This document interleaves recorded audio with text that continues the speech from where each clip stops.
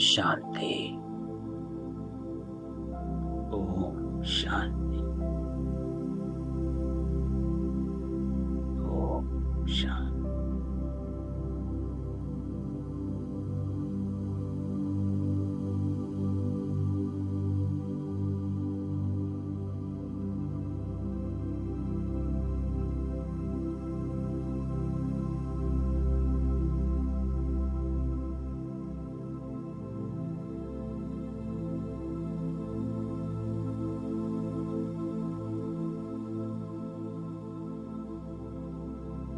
बाबा के सामने बैठे हैं।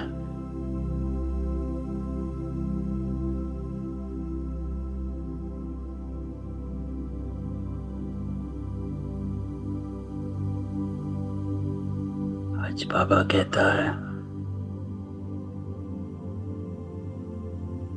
बाप भी जानता है कि बच्चे हमारे सामने बैठे हैं।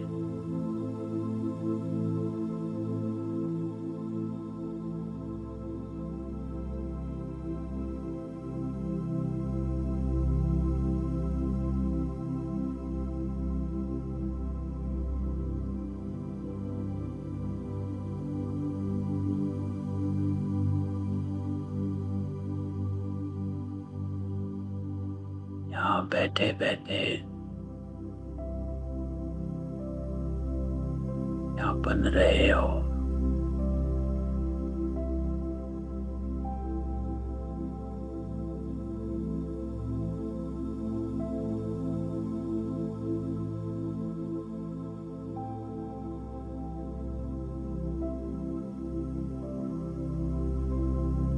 बाबा कहता है कि यहाँ बैठे बैठे नर से नारायण बन रहे।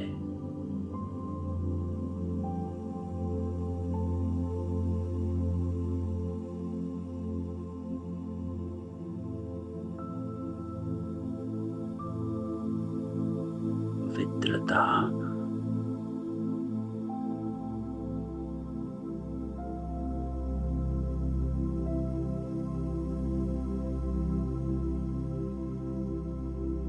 अग्रता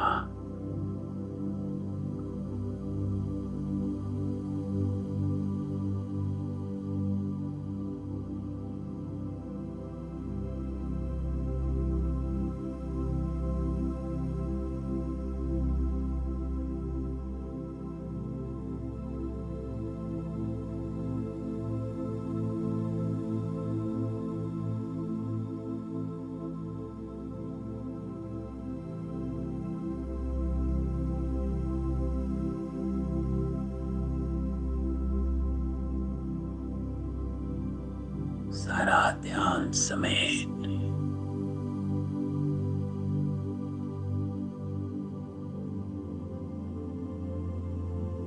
अपने को आत्मा समझ और परमात्मा के साथ परमात्मा के सामने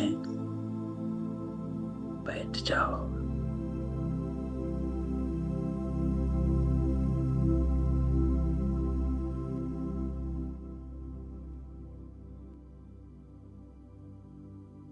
तो आज बाबा कहता है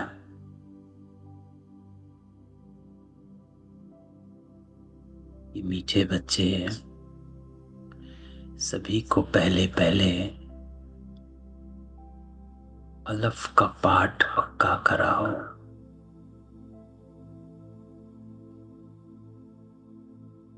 मैं कौन और मेरा कौन।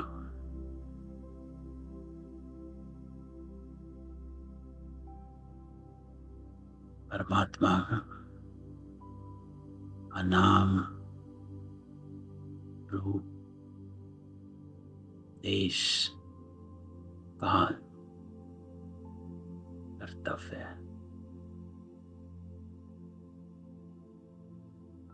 ये 5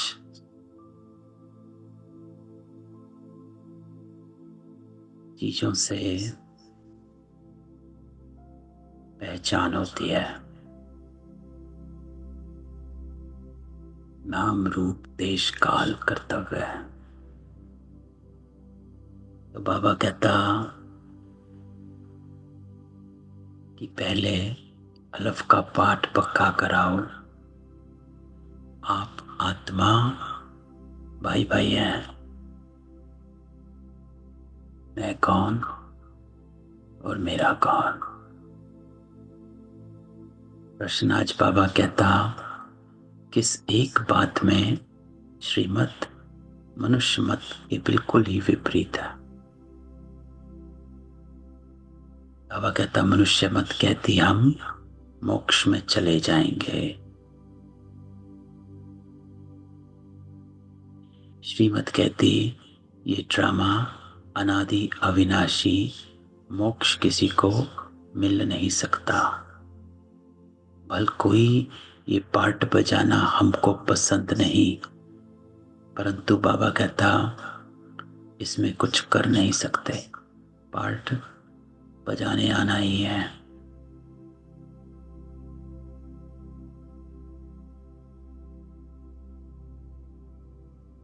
श्रीमत कहती है कि पार्ट बजाने आना ही है, पसंद है कि नहीं।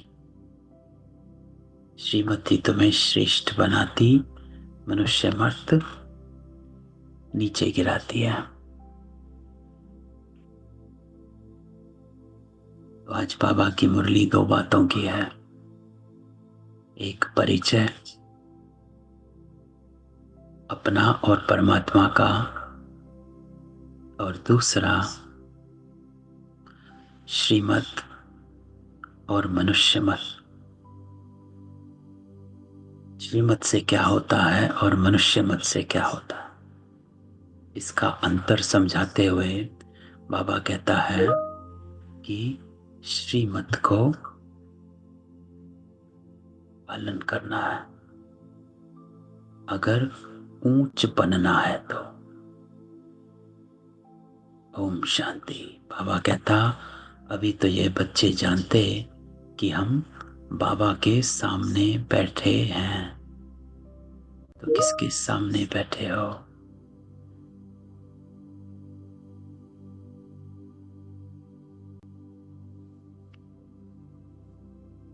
बाबा कहता जब मुरली सुनते तो चाहे सुनाने वाला कोई, लेकिन आप बाबा की मुरली सुन रहे हो, किसी और की नहीं। तो बाबा बाप भी जानते बच्चे हमारे सामने बैठे है ना। एक बाबा कहता किसके सामने बैठे हो। फिर बाबा कहता ये भी बच्चे जानते कि बाप हमें शिक्षा देते हैं। कल की मुरली में बाबा ने क्या था कि तीनों की याद हो तो ही सतयुग में जाओगे। तीनों ही याद इकट्ठी होनी चाहिए। आज भी बाबा कहता है किसके सामने बैठे और वो क्या कर रहा है। बाप हमें शिक्षा देता है जो फिर औरों को देनी है। पहले पहले तो बाप का ही परिचय देना है। तो सबसे पहले बाबा कहता है अलफ का परिचय, क्योंकि सभी बाप को और बाप की शिक्षा को भूले हुए हैं ना, कोई नहीं जानता। अभी जो बाप पढ़ाते ये पढ़ाई फिर 5,000 वर्ष बाद मिलेगी। ये ज्ञान और कोई को है नहीं।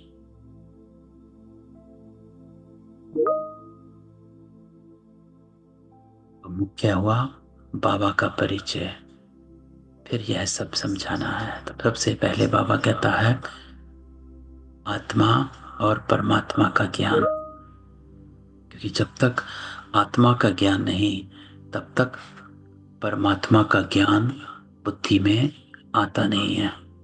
सीधा अगर शुरू हो जाए परमात्मा कौन है, उससे समझ नहीं आती है। पहले स्वयं को पहचानना है, फिर परमात्मा को पहचानना है। अगर स्वयं को नहीं माना तो वो परमात्मा को भी नहीं मानेंगे। अगर ये नहीं माने कि मैं आत्मा हूं तो वो परमात्मा को भी नहीं मानेंगे। बाबा कहता हम सब भाई भाई हैं।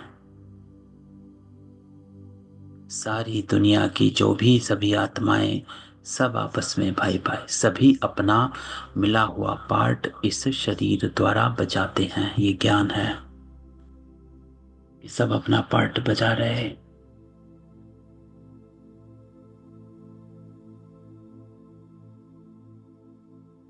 अभी तो बाप आए हैं नई दुनिया में ले जाने लिए, जिसको स्वर्ग कहा जाता है।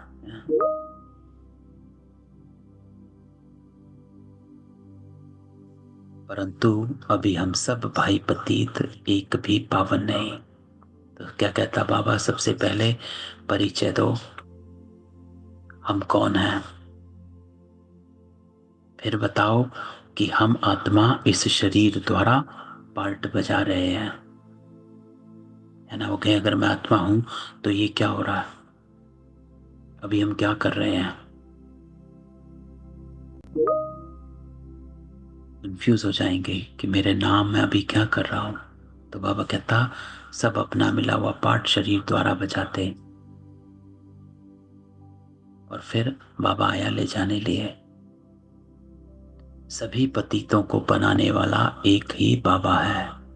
ये है ही पतित विकारी रावण की दुनिया। बाबा कहता रावण का अर्थ ही है 5 विकार स्त्री और 5 विकार पुरुष। बाप बहुत सिंपल रीति समझाते हैं, तुम भी बाबा कहता ऐसा समझा सकते हो। तो ये है आत्मा और परमात्मा का परिचय। कौन हो, क्या कर रहे हो, पार्ट बजा रहे हो।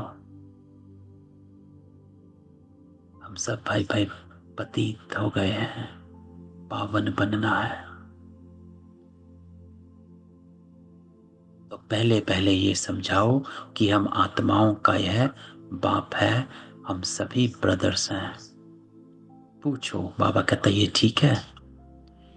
फिर बाबा कहता है उसके बाद लिखवाओ, है ना। बाबा शुरू शुरू में लिखत करवाता था कि जब बाबा से मिलने आते थे पहले प्रश्न, है ना, क्वेश्चनियर भरना होता था, फॉर्म भरते थे। उसके बाद जब ज्ञान मिला उस फॉर्म को फिर से भरो, देखो करेक्शन हुई। बाबा कहता लिखो, हम सब भाई भाई हैं, हमारा बाबा भी एक ही है, हम सब सोल्स का वो है सुप्रीम सोल। तो बाबा आज आत्मा परमात्मा का परिचय देता है, उसको फादर कहा जाता है। ये पक्का बाबा कहता बुद्धि में बिठाओ तो सर्वव्यापी आदि की किचड़ा पट्टी निकल जाए, है ना। यहां भी भगवान, वहां भी भगवान, 10 भगवान सामने रखे। तो बाबा कहता सबसे पहले इस अज्ञान को हटाओ, जिसको बाबा कहता है किचड़ा पट्टी निकल जाए। अलफ पहले पढ़ाना, बोलो या पहले अच्छी रीति बैठ लिखो। आगे सर्वव्यापी कहता था, अब समझता हूं सर्वव्यापी नहीं, हम सब भाई भाई हैं। सब आत्माएं कहती हैं गॉड फादर, परम पिता परमात्मा अल्लाह। तो पहले तो यह निश्चय बिठाना कि हम आत्मा हैं, परमात्मा नहीं है, है ना। आत्मा सो परमात्मा का ज्ञान जो है बाबा कहता उसे हटाओ। हम केवल आत्मा है, परमात्मा नहीं है। और ना हमारे में परमात्मा व्यापक है ना, वो सर्वव्यापक नहीं है। लेकिन सभी में आत्मा व्यापक है। आत्मा शरीर के आधार से पार्ट बजाती है, क्योंकि वो पूछेंगे आत्मा है तो मैं कौन हूं। तो बाबा कहता है समझाओ कि you are playing the role in this body, in this form. ये पक्का कराओ। अच्छा, फिर वह बाप सृष्टि चक्र के आदि मध्य अंत का ज्ञान सुनाते हैं, उसके बाद ज्ञान में आओ। अगर पहला पाठ पक्का नहीं हुआ तो बाकी सब बातें बुद्धि में नहीं जाएंगी। तो बाप ही टीचर के रूप में बैठ पर समझाते हैं। लाखों वर्ष की तो बात नहीं, ये चक्र अनादि बना बनाया। इक्वल कैसे है इसको जानना पड़े। सत्युग त्रेता पास्ट हुआ, नोट करो। बाबा कहता है उनको कहा जाता है स्वर्ग और सेमी स्वर्ग। सत्युग त्रेता है ना। बाबा त्रेता को स्वर्ग नहीं कहता, बाबा कहता त्रेता सेमी स्वर्ग है। वहां देवी देवताओं का राज्य चलता है। सत्युग में है 16 और त्रेता में 14 कला। सत्युग का प्रभाव बहुत भारी, नाम ही है स्वर्ग, हेवन। तो नई दुनिया सत्युग को कहा जाता है, उसकी ही महिमा करनी है। और नई दुनिया में है ही एक आदि सनातन देवी देवता धर्म। देखो बाबा ने कैसे आज मुरली शुरू करी। पहचान आत्मा की, परमात्मा की। आत्मा इस शरीर द्वारा पाठ बजा रही है। फिर सृष्टि का चक्र है, चक्र में सत्युग त्रेता है। और त्रेता कैसे स्थापना हो रही। तो चित्र भी तुम्हारे पास है निश्चय कराने लिए। इस सृष्टि का चक्र फिरता रहता है। इस कल्प की आयु ही बाबा कहता 5000 वर्ष है। तो अब जो सूर्यवंशी चंद्रवंशी तो बुद्धि में बैठा है ना। विष्णुपुरी ही बदल राम सीतापुरी बनती है, उनकी भी डायनेस्टी चलती है। 2 युग पास्ट होते हैं, फिर आता है द्वापर। तो आज बाबा कहानी सुनाता। पहचान दो, बाबा कहता है आत्मा परमात्मा की। और फिर जब ये पक्का हो जाए फिर इस सृष्टि चक्र की पहचान। रावण का राज्य है, देवताएं वाम मार्ग में चले जाते तो विकार का सिस्टम बन जाता है। बाबा कहता सत्युग त्रेता में सभी निर्विकारी, एक आदि सनातन देवी देवता धर्म है। चित्र भी दिखाना है, बाबा कहता ओरली भी समझाना है। बाप हमको टीचर होकर ऐसे पढ़ाते हैं। बाप अपना परिचय खुद ही आकर देता, खुद कहता है मैं आता हूं पतितों को पावन बनाने लिए। तो मुझे शरीर जरूर चाहिए, नहीं तो बात कैसे करूं। बाबा कहता है अब ज्ञान देना है तो मुझे आपके ही देश में आपके ही रूप में आना पड़ेगा। तो मुझे शरीर जरूर चाहिए, नहीं तो बात कैसे करूं। प्रेरणा से तो होगा नहीं, बिना शरीर के आत्मा बात कर नहीं सकती। तो मैं चैतन्य हूं, सत्य हूं, अमर हूं। आज बाबा अपनी पहचान देता है कि मैं चैतन्य हूं, लिविंग है, सत्य हूं। अर्थात कभी असत्य में नहीं आता, शरीर में नहीं आता, हमेशा सत्य रहता है।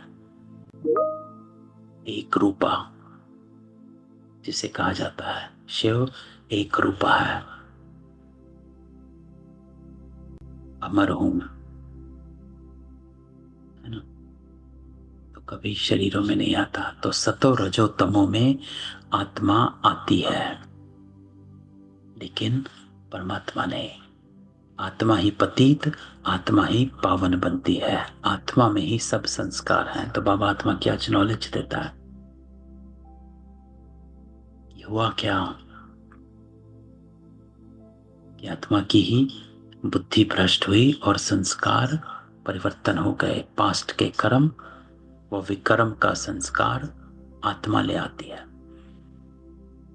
सत्युग में तो विकर्म होता नहीं, कर्म करते हैं, पार्ट बजाते हैं, परंतु बाबा कहता वो कर्म अकर्म बन जाता है। गीता में भी अक्षर हैं, अभी तुम बाबा कहता प्रैक्टिकल में समझ रहे हो, जानते हो। बाबा आया हुआ है पुरानी दुनिया को बदल नई दुनिया बनाने, जहां कर्म अकर्म हो जाते हैं।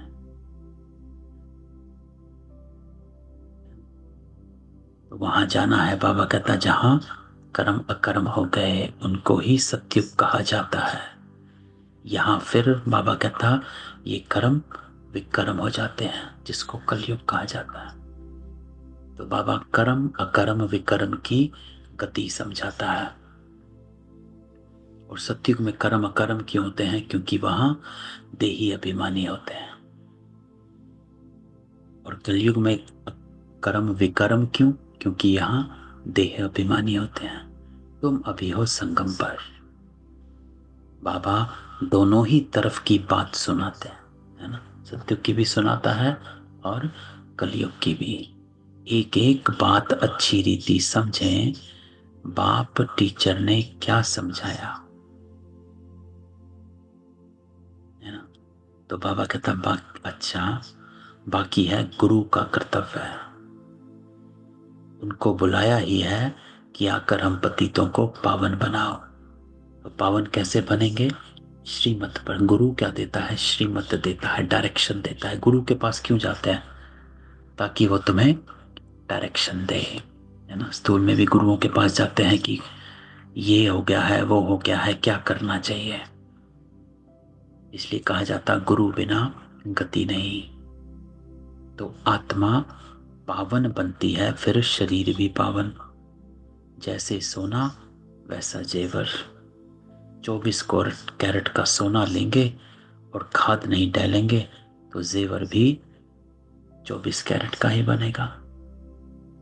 अलाई डालने से फिर तमो प्रधान बन पड़ता है, क्योंकि खाद पड़ती है ना। तो बाबा कहता कि पहले भारत 24 कैरेट पक्के सोने की चिड़िया था, अर्थात सतो प्रधान नई दुनिया थी। अब तमो प्रधान है, पहले प्योर सोना है। तो आज बाबा कहानी सुनाता है। नई दुनिया पवित्र, पुरानी दुनिया अपवित्र। खाद बढ़ती जाती है। ये बाबा ही समझाते, और कोई मनुष्य गुरु लोग नहीं जानते। बुलाते हैं आकर पावन बनाओ। सतगुरु का काम है वानप्रस्थ अवस्था में मनुष्यों को गृहस्थ से किनारा कराना। ये सतगुरु का काम है, क्योंकि बाबा कहता है अब सबकी वानप्रस्थ अवस्था है। तो ये सारी नॉलेज ड्रामा प्लान अनुसार बाबा ही आकर देता है। वो है मनुष्य सृष्टि का बीज रूप।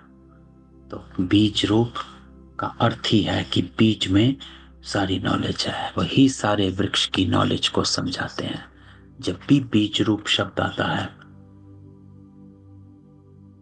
बाबा हमेशा इस बात को सामने लाता है कि वो सारे वृक्ष की नॉलेज समझाता है, क्योंकि बीज में सारी नॉलेज है। शिव बाबा का नाम सदैव शिव ही है ना, सदाशिव।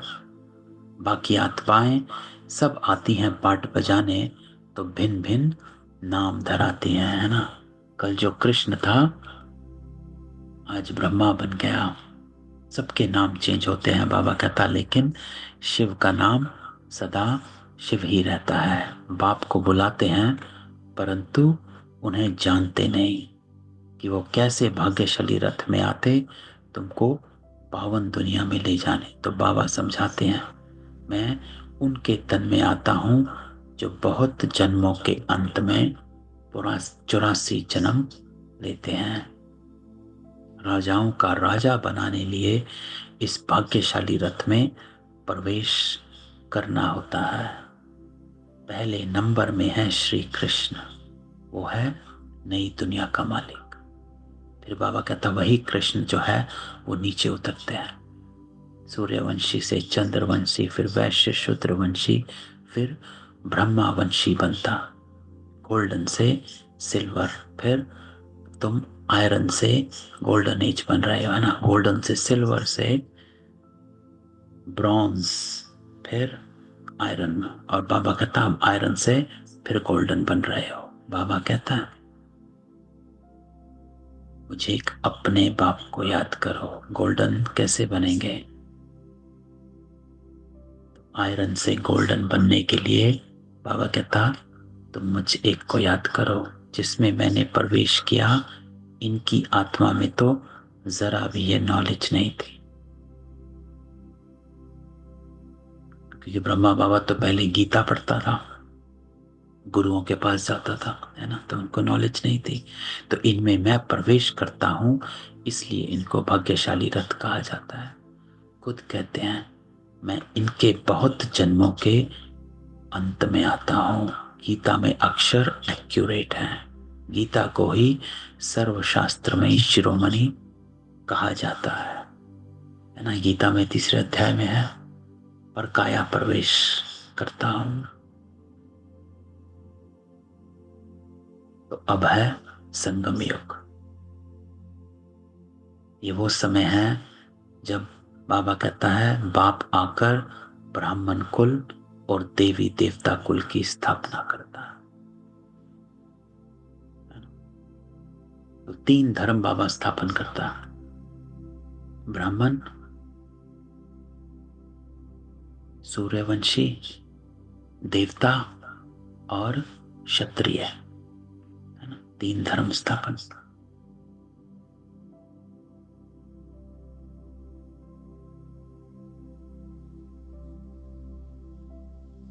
औरों का तो सबको मालूम है ही, है ना, बाकी धर्मों का तो सबको पता है।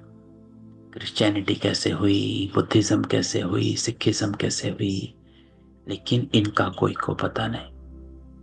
तो बहुत जन्मों के अंत में अर्थात संगम युग पर बाबा आता है।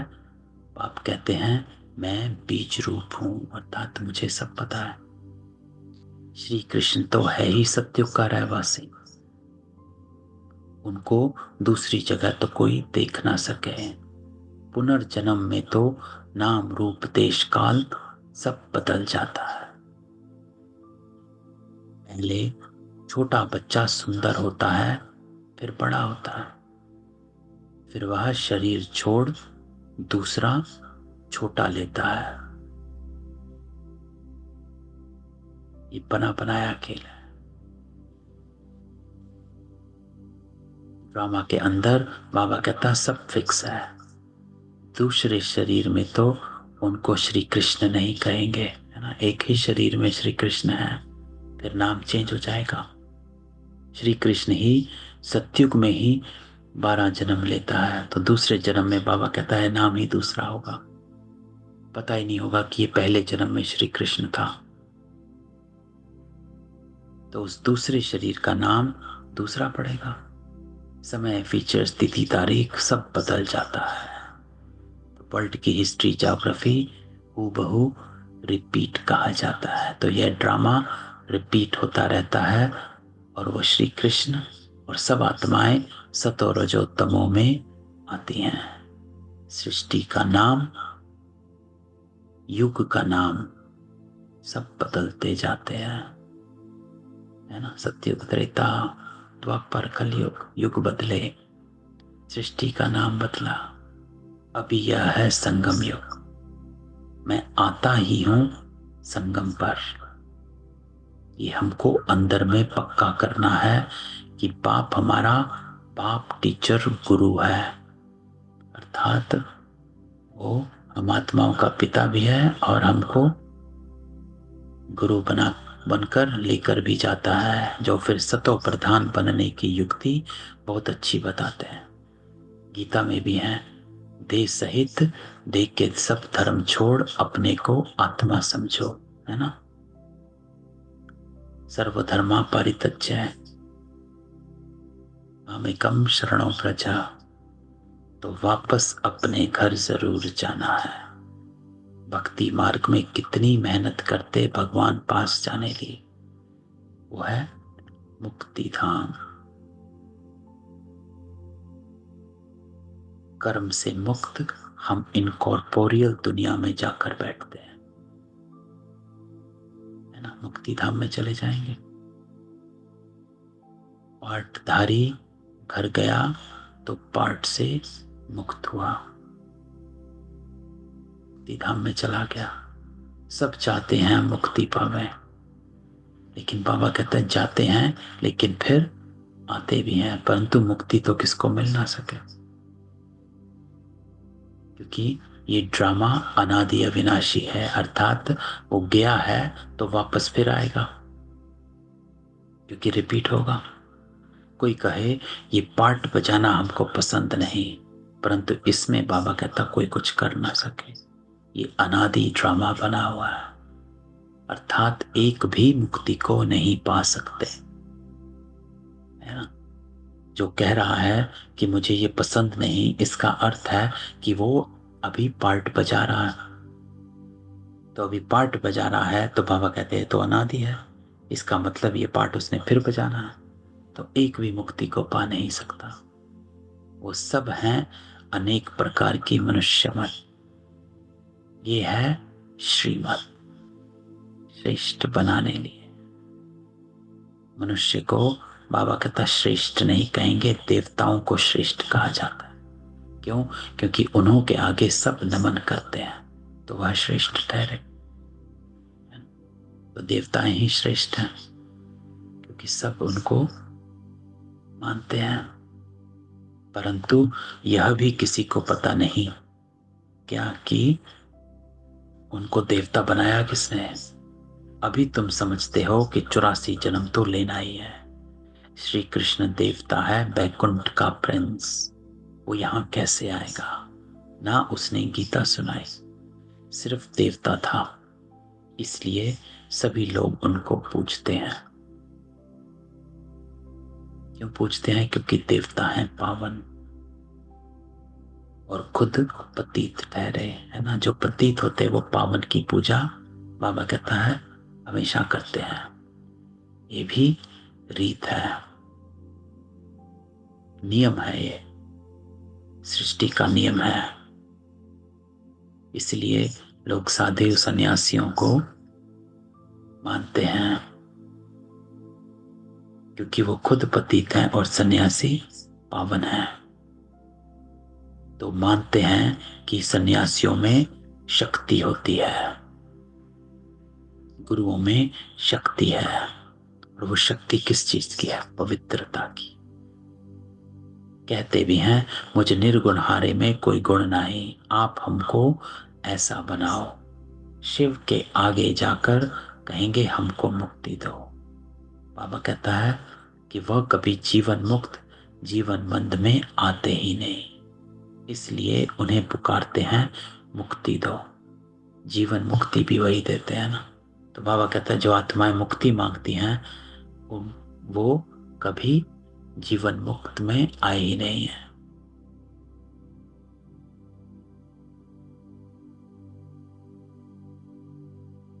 तो अभी तुम समझते हो बाबा और मम्मा के हम सब बच्चे हैं, क्योंकि हम उन बच्चे हैं तो उनसे हमें अथाह धन मिलता है। बाबा कहता मनुष्य तो बेसमझी से मांगनी करते रहते हैं, ये दे दो वो दे दो। बेसमझ तो जरूर दुखी ही होंगे ना, अथाह दुख भोगने पड़ते हैं। तो ये सब बातें बाबा कहता बच्चों को बुद्धि में रखनी है।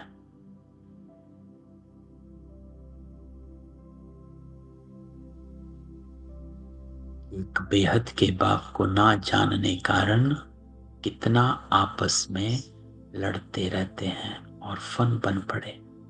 वो होते हैं हद के आरफन और ये हैं बेहद के। बाबा कहता कि मैं आकर नई दुनिया स्थापन करता हूं। अभी है ही पतित आत्माओं की पतित दुनिया, पावन दुनिया सतयुग, पुरानी दुनिया कलयुग। तो बुद्धि में बाबा कहता है ये सब बातें हैं। पुरानी दुनिया का विनाश हो जाएगा, फिर नई दुनिया में ट्रांसफर हो जाएंगे। अभी हम टेम्परेरी संगम युग पर खड़े हैं, पुरानी दुनिया से नई बन रही है, नई दुनिया का भी पता है। तो तुम्हारी बुद्धि बाबा कहता अब नई दुनिया में जानी चाहिए। उठते बैठते यही बुद्धि में रहे कि हम पढ़ाई पढ़ रहे हैं, अर्थात हम देवता बन रहे हैं। बाबा हमको पढ़ाते हैं। स्टूडेंट को बाबा कहता है यही याद रहना चाहिए, फिर भी यह याद नंबरवार पुरुषार्थ अनुसार रहती है। तो आज बाबा मुरली में सृष्टि के चक्र की कहानी सुनाता है, पूरा कोर्स कराता।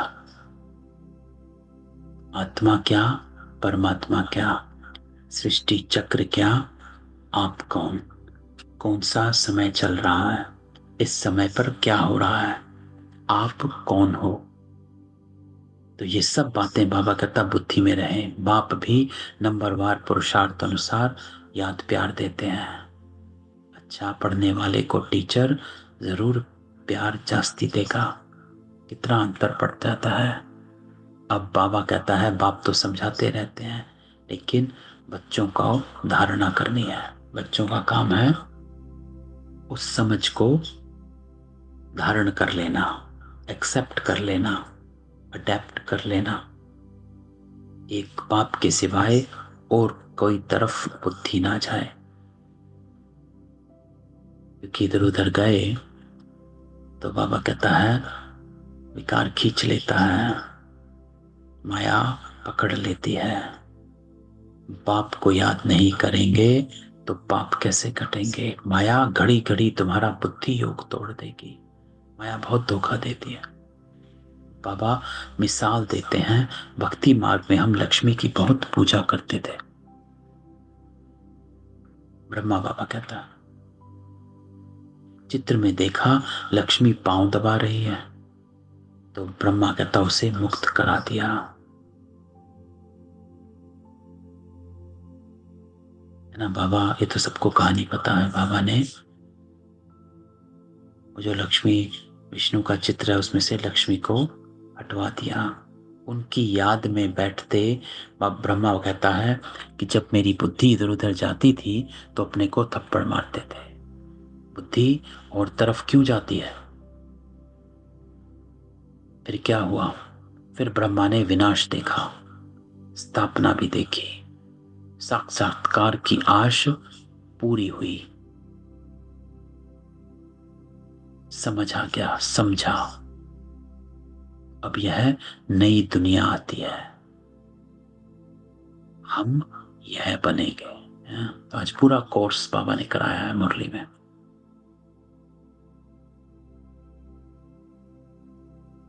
बाकी यह पुरानी दुनिया तो विनाश हो जाएगी, पक्का निश्चय हो गया। तो ब्रह्मा को निश्चय हो गया कि सब खत्म होना है, अब काहे को यहां टाइम लगाना। तो अपनी राजधानी का भी साक्षात्कार हुआ। तो बाकी इस रावण के राज्य का क्या करेंगे, जबकि स्वर्ग की राजाई मिलती है। ये हुई ईश्वरीय बुद्धि। तो बाबा कहता है बुद्धि का परिवर्तन हो गया। ईश्वर ने प्रवेश कर यह बुद्धि चलाई। कि आत्म बाबा ने प्रवेश किया तो बुद्धि, तो वही संकल्प आएंगे, फिर तो इमर्ज होंगे। ज्ञान कलश तो माताओं को मिलता है, तो माताओं को ही सब कुछ दे दिया। तुम कारोबार संभालो, सबको सिखलाओ। सिखलाते सिखलाते यहां तक आबू तक आ गए। एक दो को सुनाते सुनाते देखो अब कितने हो गए। आत्मा पवित्र होती जाती है और फिर आत्मा को शरीर भी पवित्र चाहिए। समझते भी हैं, फिर भी माया बुला देती है। तो बाबा कहता है कि तुम कहते हो 7 रोज पढ़ो, तो वो कहते हैं कल आएंगे। दूसरे दिन माया खलास, आते ही नहीं। भगवान पढ़ाते हैं तो भगवान से नहीं आकर पढ़ते, कहते भी हैं जरूर आएंगे, लेकिन माया उड़ा देती है, रेगुलर होने नहीं देती है। लेकिन बाबा तुरंत ड्रामा कि जिन्होंने कल्प पहले पुरुषार्थ किया वो जरूर करेंगे, और कोई हड्डी है नहीं। तो ज्यादा सोचना नहीं। तुम पुरुषार्थ बहुत करते हो, बड़े बड़े म्यूजियम बनाते हो। जिन्होंने कल्प पहले समझा, बाबा कहता वही समझेंगे। विनाश भी होना है और स्थापना भी। आत्मा पढ़कर फर्स्ट क्लास शरीर लेगी, एम ऑब्जेक्ट ये है ना। तो ये याद क्यों नहीं पड़ना चाहिए। अभी हम नई दुनिया में जाते हैं अपने पुरुषार्थ अनुसार। तो आज की मुरली कोर्स का रिवीजन है। आत्मा परमात्मा सृष्टि का चक्र, ये समय कौन सा है। फिर ब्रह्मा को साक्षात्कार हुआ, ब्रह्मा कैसे चेंज हुआ। फिर ब्रह्मा ने सबको कैसे ज्ञान कलश माताओं के हाथ में दिया, ब्रह्मा की बुद्धि चेंज हुई, ईश्वरीय बुद्धि बनी। फिर सेवा की वृद्धि हुई। अब हम नई दुनिया में जाते हैं अपने पुरुषार्थ अनुसार। तो मीठे मीठे सिकिलते बच्चों प्रति माता पिता बाप दादा का याद प्यार, गुड मॉर्निंग। रूहानी बाप की रूहानी बच्चों को नमस्ते। हम रूहानी बच्चों की रूहानी बाप दादा को याद प्यार, नमस्ते और गुड मॉर्निंग। तो धारणा, आज की धारणा कि बुद्धि में सदा याद रहे कि अभी हम थोड़े समय के लिए संगम युग में हैं। पुरानी दुनिया विनाश होगी तो हम नई दुनिया में ट्रांसफर हो जाएंगे। इसलिए बुद्धि योग निकाल देना है, डिटैचमेंट। जैसे ब्रह्मा का हुआ, साक्षात्कार हुआ, समझा। क्या बाबा ने कहा, साक्षात्कार हुआ, समझा। अब यह नई दुनिया आती है, हमने यह बन जाएंगे और ये दुनिया पुरानी विनाश पक्का निश्चय हो गया। तो बाबा कहता है नई दुनिया में ट्रांसफर हो जाएंगे, इसलिए इससे बुद्धि योग निकाल देना है। दूसरी बात, सभी आत्माओं को बाप का परिचय दे, कर्म अकर्म विकर्म की गुह्य गति सुनाओ। पहले अलफ का ही पाठ पक्का कराओ। तो यह आज की मुरली। सबको अनम्यूट करते हैं, किसी का कोई क्वेश्चन हो।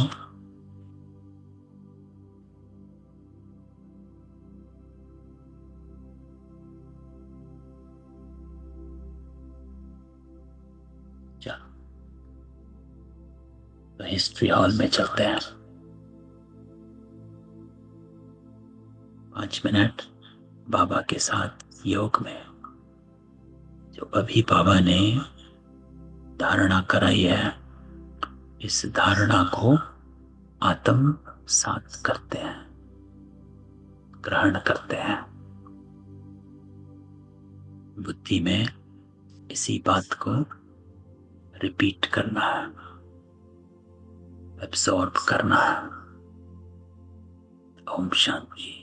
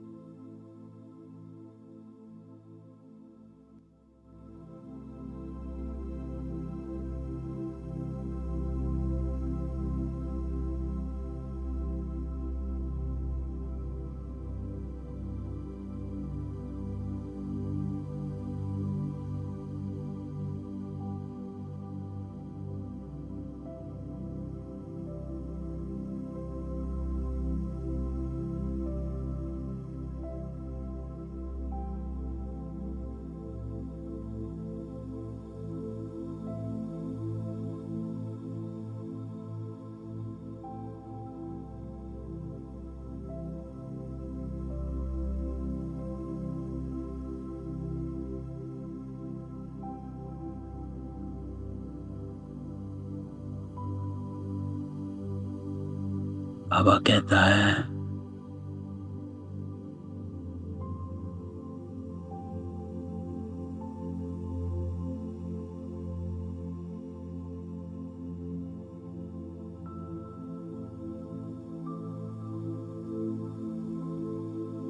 अपने को आत्मा समझ।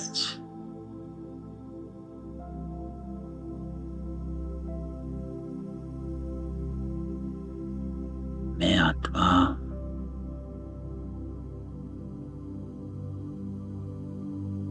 इस शरीर द्वारा पार्ट बजा रही,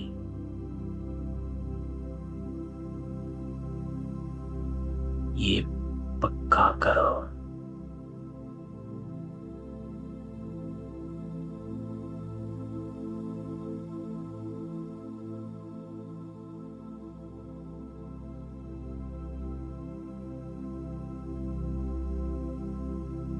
ये पुरानी दुनिया बदल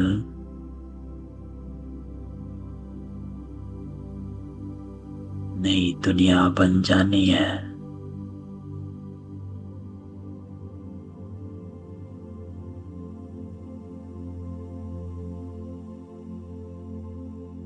हम यह बनेंगे।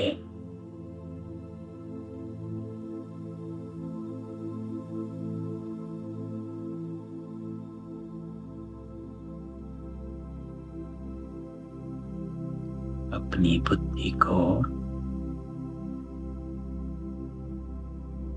ईश्वरीय बुद्धि बनाओ।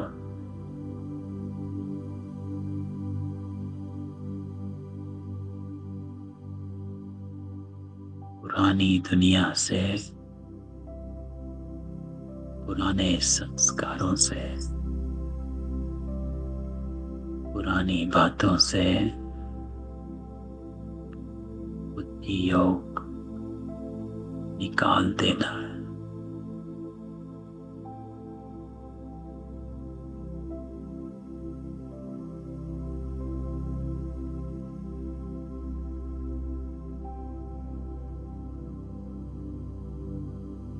मैं आत्मा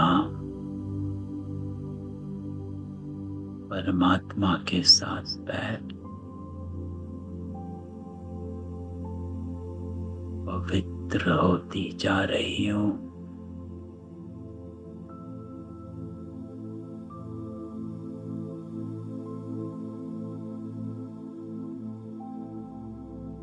पवित्र होते होते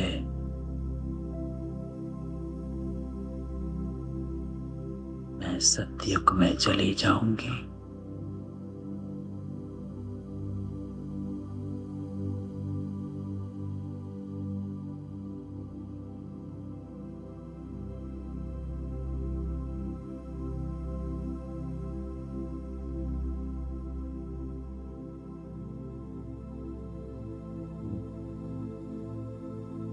शांति।